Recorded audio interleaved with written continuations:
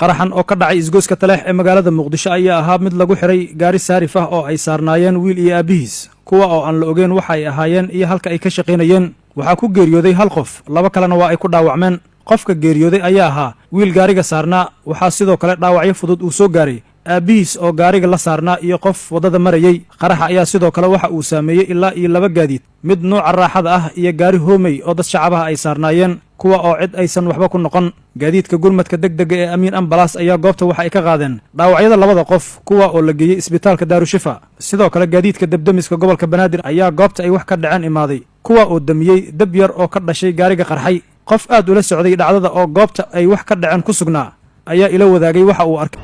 oo qarxay aan soo dul istaagay oo gubanayo halka oo qarax ka dhacay waa